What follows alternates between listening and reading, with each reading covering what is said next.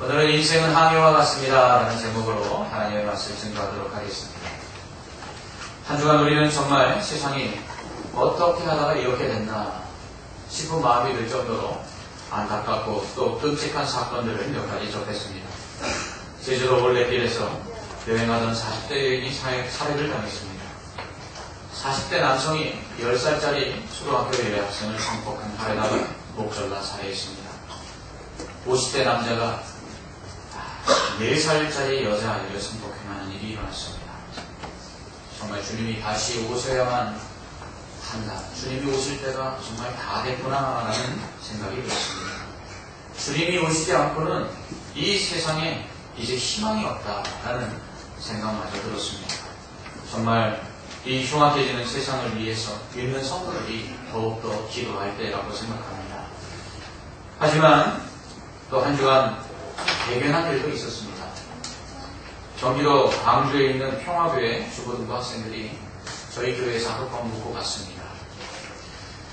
예수님께서 제자들을 둘씩 짝을 지어서 전도 여행을 보내셨는데 이것을 본받아서 주부등부 학생들이 팀을 이루어 자신들이 살고 있는 지역이 아닌 알지도 못하는 지역에 와서 성령의 인도하심 따라 먹여줄 사람을 만나면 먹고 또 재워줄 사람을 만나면 잠을 청하여 잠을 자면서 일명 70인 전도 또 거지 전도라고 하는 이 전도를 하고 갔습니다. 그 교회는 올해로 12년째 이렇게 주부등부 학생들이 전도를 하고 있는데요. 그런데 그 학생들을 보면서 제일 먼저 든 생각은 염려와 걱정이었습니다.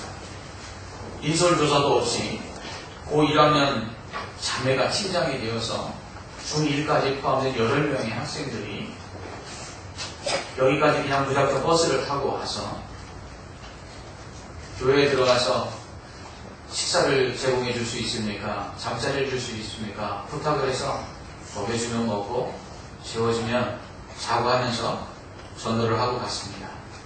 저희 교회가 이 동네에서 마지막 잠자리를 청하려고 온 교회였습니다. 우리 교회에서 재워주지 않으면 이제 교회가 연락해서 교회로 전도를 포기하고 돌아가려고 할 때 하나님께서 저희 교회를 통해서 또 그 사역을 돕게 하셨습니다. 그런데 그 대견스러운 학생들을 보면서 제 마음속에 든 것은 저들이 정말 이 흉흉한 세상에서 어떤 해나 있지 않을까 하는 그들의 안전이 제일 먼저 걱정이 되었습니다. 여러분, 이제는 대견한 일을 하는 학생들의 안전도 걱정이 되는 흉흉한 세상이 되고 말았습니다. 세상이 언제 어떤 일이 일어날지 정말 예측할 수 없는 그러한 풍랑이 있는 바다와 같다라는 생각을 해보게 됩니다. 그래서 이제 누군가는 인생은 풍랑이 있는 바다를 항해하는 것과 같다라고 말하기도 했습니다. 오늘 본문에는 로마로 이송되는 바울의 항해 중에 광풍을 만나 난파를 당하여 고생하는 장면이 나옵니다. 어디 바울뿐이겠습니까? 어디 바다뿐이겠습니까? 우리가 사는 이 바다와 같은 세상도 언제 어떠한 위험이 우리에게 닥칠지 알지 못하면 그 위험은 또한 나라고 피해갈 수 없다는 것입니다. 그렇다면 이 위험한 바다와 같은 세상을 헤쳐나가는 우리들이 어떻게 하면 이 인생의 항해에서 순항하며 갈 수 있을까요? 오늘 말씀은 그 방법을 우리에게 가르쳐주고 있습니다. 신인 총독 베스도가 부임하자 그는 유대인들의 환심을 사기 위해서 분봉왕 헤롯과 그리고 또 여동생 버니게를 가이사랴를 불러서 바울을 신문합니다. 그들 앞에서 바울은 예수 그리스도의 부활을 전하지요. 이때가 이미 바울이 가이사랴에 구류된 지 2년이 지나고 있을 때였습니다. 바울은 총독 베스도와 그리고 아그리파 왕과 버니게에게 황제에게 재판받을 것을 요청합니다. 그로 인해서 바울은 로마로 이송되게 되지요. 총독 베스도는 바울과 몇몇 제수들을 백부장 율리오에게 맡겨서 배를 타고 이탈리아 곧 로마로 가게 합니다. 지금은 터키인 당시 소아시아의 지중해변을 따라서 사람이나 물건을 운반하는 아드라무테노 배를 타고 이제 그들이 출항하게 되는데요. 아드람부테노는 소아시아의 무시아에 있는 항구로서 바울이 탐패는 바로 아드람부테노가 목적지이 되어 있습니다. 이게 데살로니가 사람 아리스타고도 함께 하는데, 아리스타고는 에베소에서 아데미 우상을 만드는 은장색과 그 숭배자들로 인해서 잡혀 연회장에 끌려가 퇴를 당하기도 하고, 또 바울과 같이 감옥에 갇히기도 하고, 또 바울과 같이 사역하다가 죽을 병에 걸리기도 했던 바울의 동역자입니다. 바울에게는 늘 이러한 동역자들이 많이 있었습니다. 그 중에 한 사람을 소개하고 싶습니다. 에바브로디도라는 사람인데요. 줄여서 에바브라라고 부르기도 합니다. 에바브로디도는 빌립보 출신으로 빌립보 교회가 바울의 쓸 것을 마련하기 위하여 모금한 이 연보를 가지고 가서 바울을 도왔던 자입니다. 빌립보 2장 25절에서 바울은 이 에바브로디도를 나의 형제, 함께 수고하는 자, 함께 군사된 자, 내가 쓸 것을 돕는 자라고 말합니다. 에바브로디도는 바울과 함께 옥에 갇히기도 하고, 로마에서는 심각한 병에 들었지만 그 자신으로 인해 교회가 걱정할까 그것이 더 염려스러웠던 충성된 사람이었습니다. 이처럼 바울에게는 기쁠 때나 슬플 때나 어렵고 힘든 고난 중에도 늘 함께했던 동역자들이 있었습니다. 바울이 그토록 힘들고 어려운 복음 증거의 길을 멈추거나 중단하지 아니하였던 이유는 바로 이러한 동역자들이 있었기 때문입니다. 바울은 교회를 향한 수많은 편지의 마지막 부분에서 문안 인사를 하며 자신을 도왔던 많은 동역자들의 이름을 거론하고 있습니다. 목회자나 또 성도 모두 사명을 잘 감당하고 신앙을 지키는 데 있어서 무엇보다도 중요한 것은 바로 이러한 신앙에 좋은, 사역에 좋은 동역자들을 만나는 것입니다. 함께 기도하고 함께 사역하며 함께 웃고 함께 올 수 있는 사람이 있어야만 합니다. 바울에게 에바브로디도는 형제였습니다. 우리는 모두 예수 그리스도를 믿음으로 하나님을 아버지라 부르는 하나님의 자녀들입니다. 그러므로 우리의 아버지가 같습니다. 그렇기에 우리는 예수 그리스도 안에서 한 형제입니다.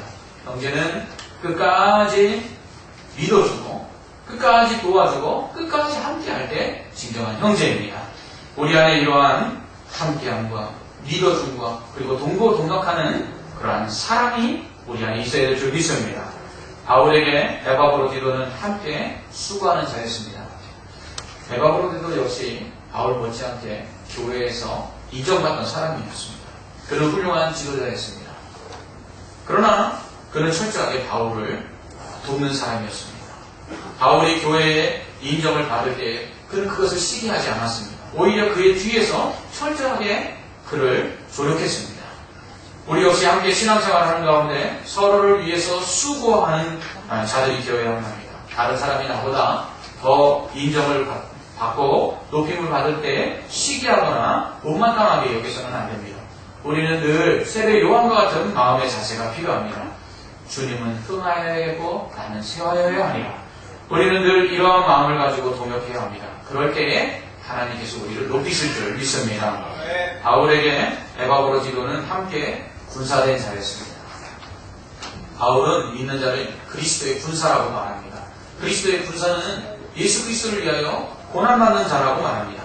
이처럼 예수 그리스도를 위한 영적 전쟁에서 에바브로디도는 바울과 함께 고난받는 군사였습니다. 곧 에바브로디도는 바울의 동지였습니다. 그는 함께 감옥에 갇혔고 목숨을 잃을 만큼 사역을 같이 하다가 중병에 걸리기도 했습니다. 그러면서도 늘 교회와 그리고 성도들을 생각하며 염려했습니다.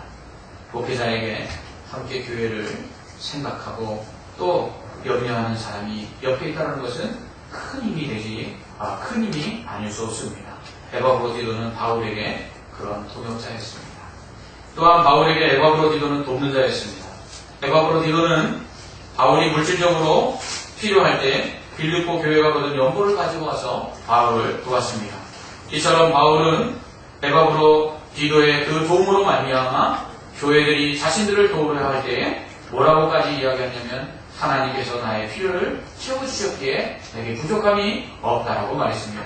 이처럼 에바브로디도는 바울의 동역자가 되어서 그의 형제로서 또 그의 고난 가운데 함께 수고하는 자로서 그리고 함께 분사된 자로서 또 그를 돕는 사람이었습니다.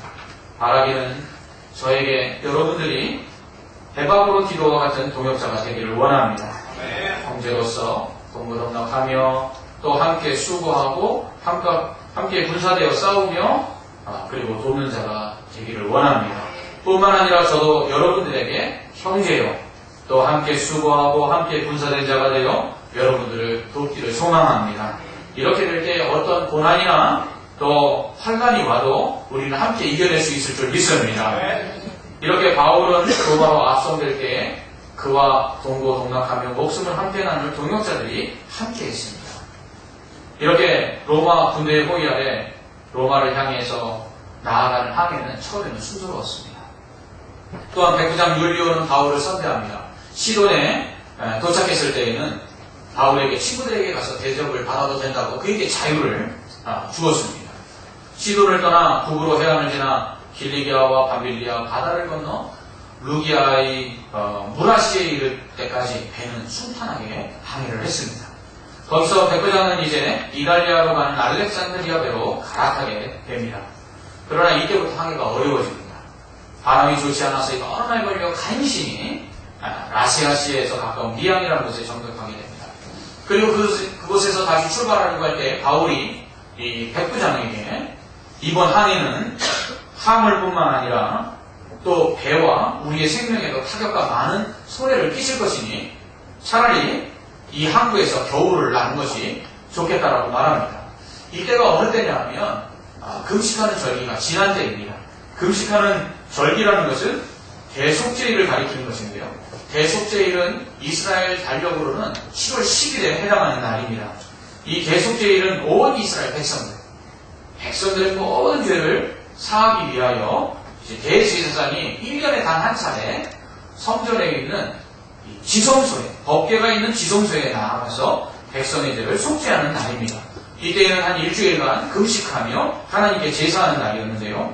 이때가 태양력으로는 9월 말에서 10월 초인데 지중해에는 이때에 광풍이 부는 태풍이 몰아치는 때입니다. 그렇기 때문에 바울은 이 지역을 항해하는 것이 위험하다고 생각해서 백부장에게 이 항구에서 겨울을 나고 차라리 겨울이 지난 다음에 항해를 하여 로마로 가는 것이 좋겠다라고 말을 한 것입니다. 하지만 백부장은 바울의 말을 듣지 않습니다. 오히려 선장과 선주의 말을 바울의 말보다 더 믿습니다. 왜냐하면 전문가는 바울이 아니라 선장과 선주였기 때문입니다. 선장과 선주는 겨울을 나기에는 이 미항이 너무 작고 또 불편하기 때문에 베닉스로 가서 겨울을 나자고 말합니다. 이 미항에서 베닉스까지는 하루길 정도밖에 걸리지 않는 그 짧은 거리였습니다. 그러니까 하루 사이에 무슨 일이 일어나겠나 이렇게 생각하고 그들은 출항을 했습니다. 출항하자 처음에는 남풍이 불어와서 순조롭게 항해를 할 수 있었습니다. 그들은 베닉스로 가기로 결정한 것을 잘한 일이다라고 생각하고 있었습니다. 그런데 얼마 가지 아니하여서 갑작스럽게 유라블로라는 광풍을 만나게 됩니다. 이 유라블로는 헬라어로 북쪽을 뜻하는 단어와 동쪽을 뜻하는 단어가 합해져서 된 합성어로서 이 북동풍을 의미하는 태풍의 이름이었습니다. 이로 인해서 바울이 탄 배는 큰 위험에 처하게 됩니다. 이처럼 우리 인생에도 순탄해 보이는 일, 하루 정도에 무슨 일이 일어나겠나 싶은 때에 생각지 않은 유라블라와 같은 위험들이 몰려올 때가 있습니다. 인생은 순탄할 때도 있지만 광풍이 몰아치고 풍랑이 거세게 일 때도 있습니다. 이러한 때에 우리가 진정으로 의지하고 나아갈 수 있는 방법은 무엇이겠습니까? 먼저 그리스도라는 구원의 배를 타야 합니다. 처음 바울은 아드라무텐으로 가는 배를 탑니다. 그러나 그 배는 로마까지 가는 배가 아니었습니다. 결국 로마로 가기 위해서는 알렉산드리아 배로 갈아타야만 했습니다. 이처럼 인생에 있어서 우리가 가야 할 분명한 목적지가 있는데 그것은 바로 천국입니다. 이 천국을 가기 위해서는 예수 그리스도라는 배를 타야만 합니다. 오직 천국을 향해 가는 데는 예수 그리스도 외에는 이 세상에 없습니다. 한 번은 제가 원하는 목적지가 아닌 다른 곳으로 가는 버스를 잘못 탄 적이 있었습니다. 가다가 중간에 적당한 곳에서 내려야지 하고 생각했는데 깜빡 조는 바람에 결국 종점까지 가게 되었습니다. 여러분, 목적지가 아닌 곳으로 가고 있는 배를 탔거나 목적지가 아닌 곳으로 가고 있는 버스를 탔거나 목적지가 아닌 곳으로 가는 비행기를 탔다 할 때에는 빨리 내리는 것이 목적지에 조금이라도 더 빨리 갈 수 있다는 것입니다. 마찬가지로 천국을 향해 가는 유일한 길이요, 진리요, 생명이신 예수 그리스도에게 우리의 인생을 맡겨야만 합니다. 예수 그리스도를 믿어야지만 우리가 천국을 갈 수가 있습니다. 그런데 만약 이 예수 그리스도를 내가 언젠간 믿어야지, 저처럼 적당한 데서 내려서 목적지로 가야지 하다가 잘못하면 우리가 천국에 가지 못하고 우리가 원치 아니하는 천국이 아닌 지옥으로 갈 수도 있다는 것을 우리는 기억하고 우리는 빨리 인생에서 우리의 목적지가 될 천국을 향해 가는 오직 유일한 구원의 배 예수 그리스도를 타야 될 줄 믿습니다.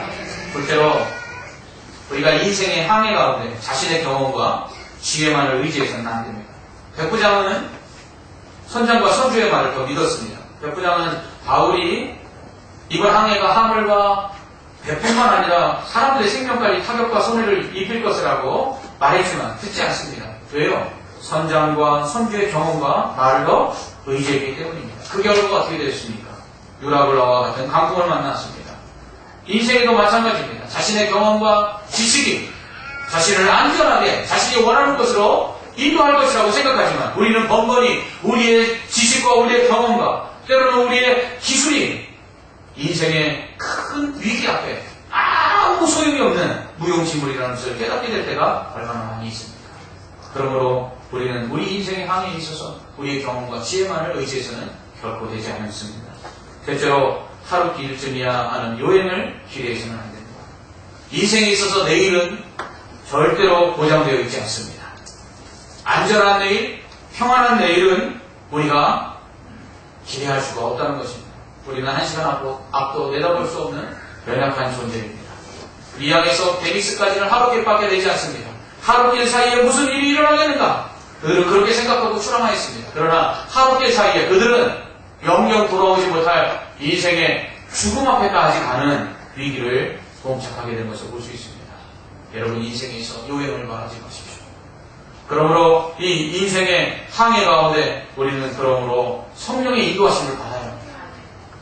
바울이 왜 미양에서 과동하자고 백부장에게 말했을까요? 그것은 그가 성령의 인도하심을 받았기 때문입니다. 그는 4번에 걸친 전도여행을 통해서 이 지역을 항해한 적도 있습니다. 그러나 그는 그의 경험이 아닌 성령의 인도하심을 따라서 그는 이 지역의 항해가 위험하다는 것을 백부장에게 알리고 그리고 미양에서 과동하기를 원했던 것입니다. 그것을 우리는 어떻게 유추해 볼 수 있냐면 오늘 읽은 본문 22절부터 25절 말씀에 바울은 광풍으로 인해 고통을 당할 때에 여호와의 사자가 자기에게 나타나서 그들의 생명을 안전하게 할 것이라는 환상을 보여주셨다고 그렇게 이야기합니다. 이처럼 바울은 그 나아가는 길에 항상 하나님께서 그에게 갈 길을 보여주시고 그를 인도해 주셨습니다. 그러므로 우리의 인생에 있어서도 우리는 날마다 하나님의 도우심을 우리는 받아야 합니다. 하나님의 도우심이 없이는 우리는 잠시도 서 있을 수도 없고 또한 견딜 수도 없는 연약한 존재입니다. 내 지식과 내 경험, 세상이 말하는 것에 귀를 기울이기보다 우리는 하나님께 기도하고 하나님의 인도하심을 받아야만 합니다. 하나님의 말씀은 우리 인생의 빛입니다. 하나님의 말씀은 우리가 인생의 항해에서 우리의 길을 잃지 않게 하는 나침반입니다. 그러므로 거센 풍랑이 일어나고 거친 바다에서 예측할 수 없는 인생길에서 우리는 하나님의 말씀을 의지하고 그 말씀에 순종하며 나아갈 때만 우리는 순항할 수 있음을 기억해야만 합니다.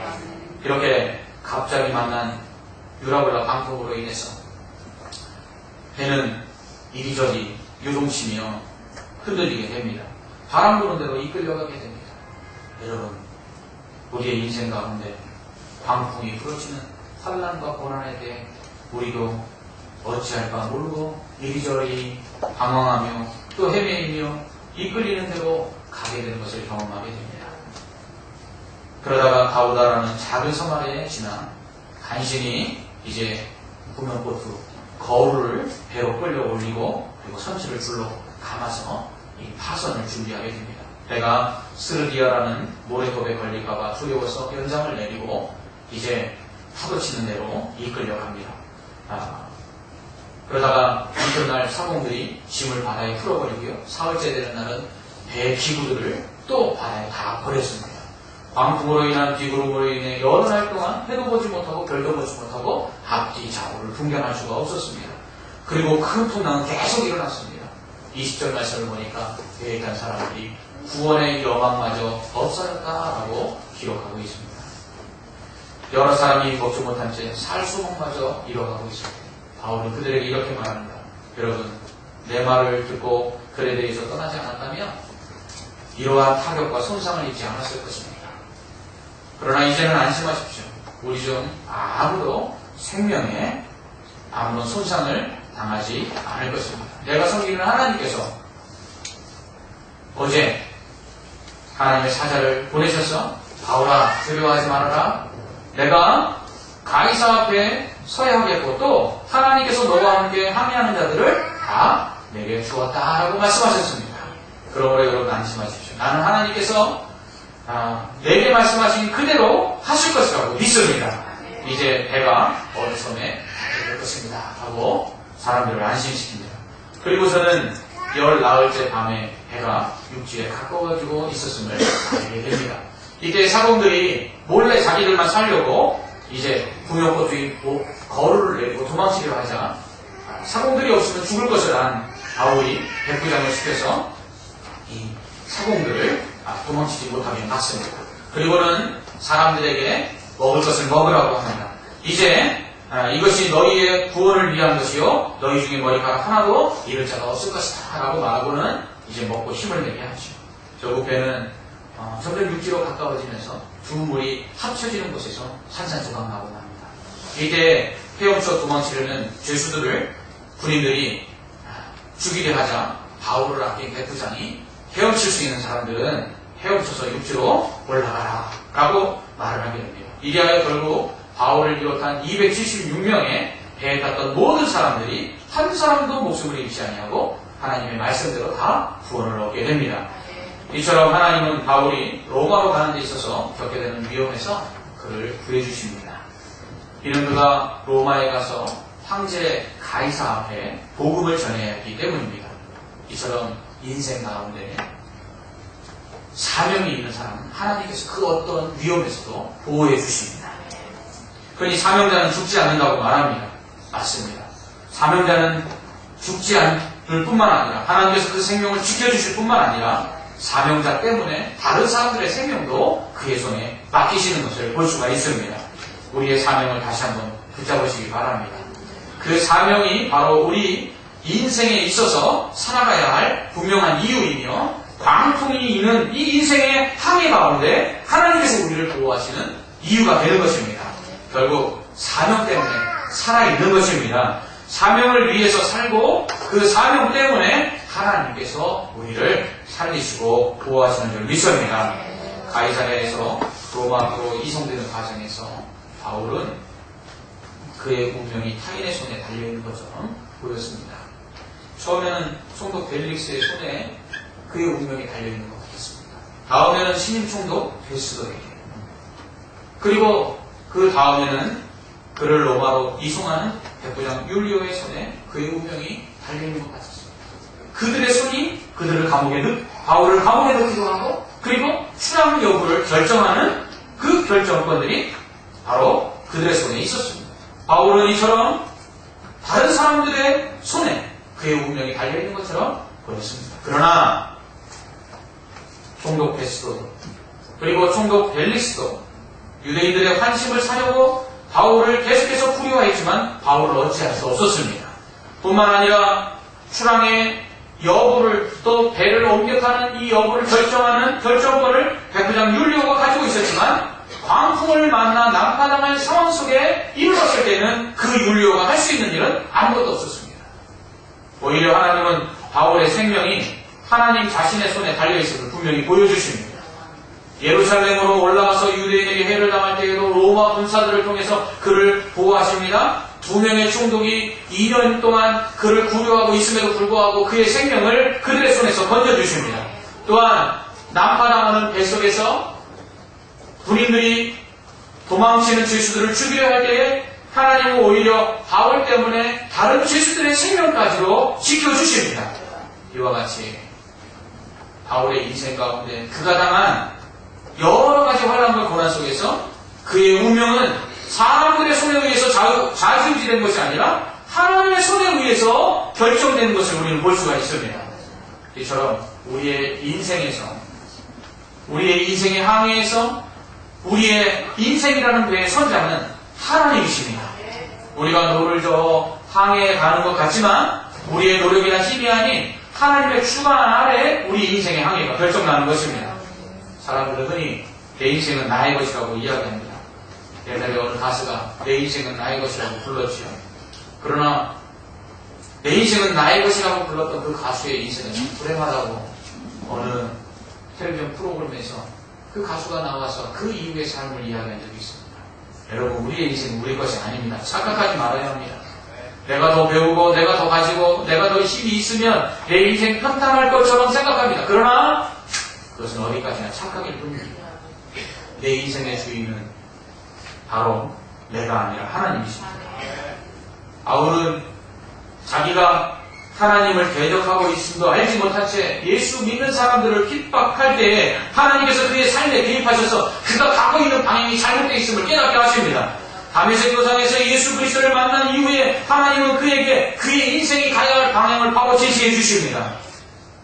그리고 그의 인생이 늘 성령의 인도하심 따라 그가 아시아로 가고 싶었지만 마게도냐로 가게 하시고, 또한 그가 예루살렘으로 올라가서는 또한 로마까지 가게 하시는 모든 과정 속에서 하나님은 그의 인생을 주관해 주십니다.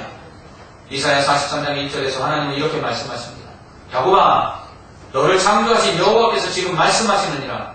이스라엘아, 너를 지으신 이가 말씀하시느니라. 너는 두려워하지 말라. 내가 너를 구속하였고 내가 너를 지명하여 불렀나니 너는 내 것이라. 아멘. 우리의 인생은 하나님의 것입니다. 우리의 인생의 주관자는 하나님이십니다.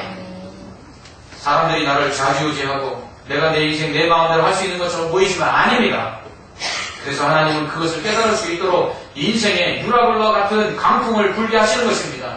우리의 인생이 내 힘으로 놓아져오면 갈 것 같고, 내 인생이 지식이라는 닻을 내리고 돛을 피면, 물질이라는 바람이 불어오면 순항할 것 같지만 하나님이 그렇게 해서 내 인생이 가고자 하는 곳에 갈 수 없음을, 그리고 내가 가고자 하는 그곳이 다른 하나님이 원하시는 인생의 목적이 아니심을 알게 하고자 하실 때에 인생의 광풍을 불게 하시는 것입니다. 그래서 우리의 인생의 모든 노력과 그리고 모든 힘을 그리고 모든 지혜를 다 동원해봐도 우리의 힘으로 아무것도 할 수 없게 만드시는 것입니다. 그러므로 우리의 인생의 길을 하나님께 맡기게 하는 것이죠. 여러분, 우리의 인생의 그 길을, 우리 인생의 노를 하나님께 맡기십시오. 그래야지만 하나님께서 우리 인생 가운데 원하시는 목적지로 우리를 인도하시는 것입니다. 우리가 가야 할 방향으로 우리를 제대로 인도하시는 것입니다. 사랑하는 성도 여러분,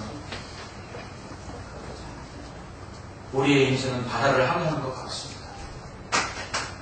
우리의 인생은 하루길도 예상할 수 없습니다. 언제 어떻게 어떤 비바람과 광풍이 불어칠지 알지 못합니다. 이러한 인생 가운데 정말 하나님이 우리에게 원하시는 그 천국을 향하여, 또 우리에게 원하시는 그 사명을 향하여 나아갈 수 있도록 하기 위해서는 어떻게 해야 될까요? 먼저 분명한 목적지가 우리 안에 있어야 합니다. 여러분, 인생의 목적이 무엇입니까? 여러분, 하나님이 여러분에게 주신 사명이 무엇입니까? 여러분, 천국을 향하여 신앙의 배를 저어가고 있습니까? 만약에 이 인생의 목적지가 분명하지 않다면, 그리고 하나님이 원하시는 천국과 하나님이 원하시는 사명이 우리의 목적지가 아닐 때 우리의 인생은 목적지 없이 강한 불쌍한 인생이 되고 마는 것입니다. 여러분, 보트 피플이라고 들어보셨습니까? 나라를 잃고 이리저리 그 작은 배의 몸을 의지하고 무작정 떠돌아다니는 난민들입니다. 그들은 자신들을 받아줄 나라가 어디 있는지 알지 못합니다. 무작정 떠나 바다 위에 작은 배에 자기의 몸을 맡기고 그렇게 떠돌다가 결국 바다에서 대부분 죽고 맙니다. 천국이 없는 인생이 이 세상에 그렇게 나라를 잃은 보트피플처럼 방황하다가 죽는 불쌍한 인생인 것입니다. 하나님이 주신 사명을 잊어버리고 살아가는 인생이 이처럼 목적지가 없이 그 생명이 풍전등어와 같은 보트피플에 해당한다는 것입니다. 또한 하루길도 예상할 수 없으며 언제 불어닥칠지 모르는 유라굴라와 같은 환란의 광풍이 몰아치는 인생의 바다 가운데서 여러분 안전하고 순항하려면 세상의 지식이나 경험을 내려놓고 하나님의 음성에 귀를 기울여야 합니다. 하나님의 말씀은 우리 인생의 등대와 같이 빛이 되십니다. 그 말씀대로 가면 우리가 안전합니다. 인생의 항해에서 하나님의 말씀은 나침반이 되어주십니다. 우리가 가야 될 좌표를 분명하게 알게 하사 표류하지 않게 하십니다. 또한 인생의 항해 가운데 하나님이 선장되심을 인정해야만 합니다. 우리가 선장이 아닙니다. 우리의 키를 작은 손을 놓으시기 바랍니다. 그리고 하나님께 그 키를 맡기십시오. 그러면 광풍이 불고 풍랑이 이는 그 바다 가운데 가장 안전한 곳으로 하나님께서 우리를 인도해 주실 줄 믿습니다. 그분이 인도하는 대로 순종하며 나갈 때 그것이 가장 평안이요 그것이 가장 안전하게 될 줄 믿습니다. 뿐만 아니라 인생의 외롭고 험난한 항해 가운데 함께 인생의 배를 타고 노저어가는 동역자가 있어야 합니다. 때론 격려해주고 때론 위로해주고 때론 고난을 함께하고 기쁨을 함께할 동역자들이 있어야 합니다.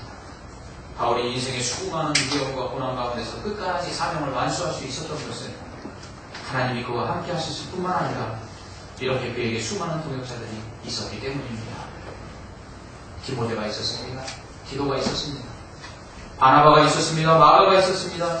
아굴라와 브리스길라가 있었습니다. 에바브와 디도가 있었습니다.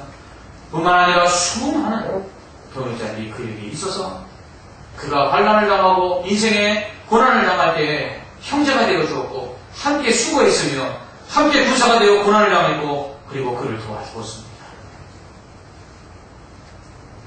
인생의 항해 가운데 언제 어떤 위험을 당할지 모르는 그러한 위기 가운데 살아가는 우리들 여러분 인생의 배의 키를 선장 대신 주님께 맡기시기 바랍니다. 그리고 우리가 가야 할 목적지가 천국임을 알고 천국을 향해 그리스도의 배에 올라타시기 바랍니다. 또한 사명을 우리가 다시 한번 붙잡으시기 바랍니다. 사명이 있는 한 우리의 생명이 안전할 것입니다.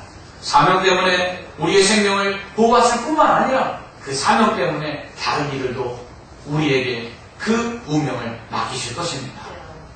험난한 인생 가운데 외롭고 쓸쓸할 때 함께 웃고 함께 울어줄 신앙의 동역자들을 만나시기 바랍니다.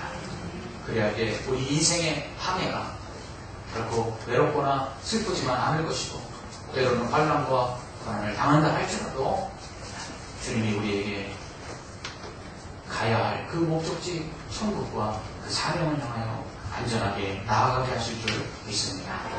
기도하겠습니다.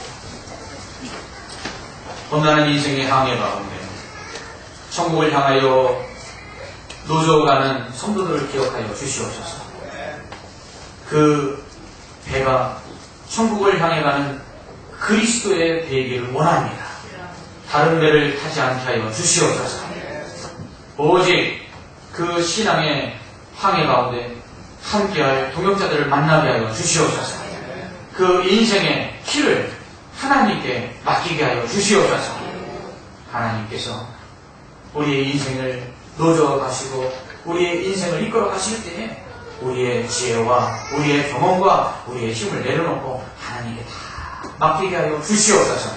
그리할 때 하나님 우리의 인생의 항해가 순풍에 돛달고 순항하는 것과 같이 평안하게 하여 주시옵소서. 예수님 이름으로 기도합니다.